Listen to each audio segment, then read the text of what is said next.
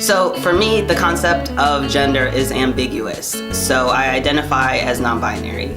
In this video, I will explain a little bit about why. So for me, being non-binary is fundamentally tied to one of my other identities as being an autistic person. Autism is a complex neurological disorder. Social impairment is a huge part of how my autism manifests. I have a really hard time understanding the dynamics of relationships and what is expected of me.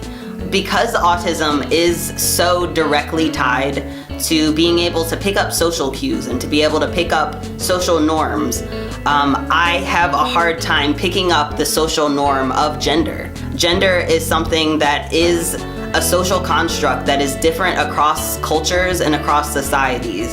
And so for me, I am in the process of trying to learn those things. Because gender and gender expression is a social construct, and autistic people tend to struggle with picking up and understanding and learning and doing social constructs, we end up being a living, breathing example of what life could be like if we just didn't have these rules. And as it turns out, ever since they started researching this topic back in the 90s, they found that 5 to 8% of the autistic community also identifies as transgender. That can be compared to the 0.3% of the US population who identifies as transgender. To put it in even more context, only 3.5% of the US population identifies as LGBT in general. I think that those numbers are astounding, especially when you factor in that most autistic people are only now just getting the autonomy and the freedom to build our own communities where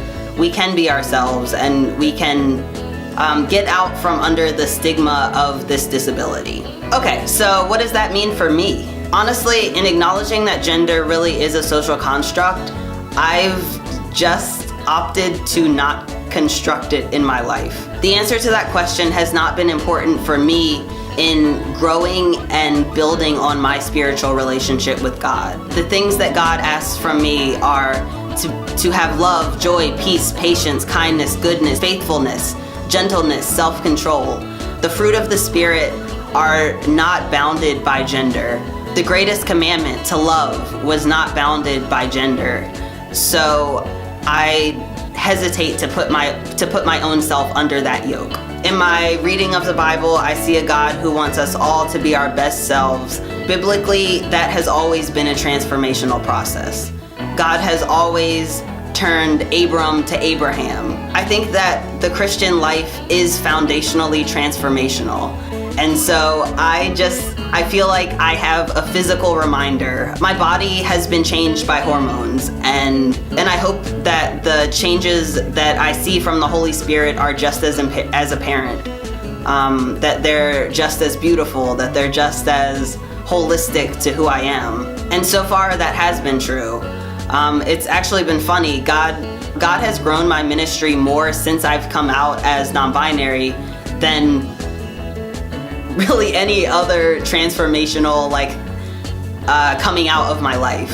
And that's part of, I think, the beauty and the wonder of everything that God's created. I look forward to hearing all of your responses as well and how it's impacted your spiritual walk.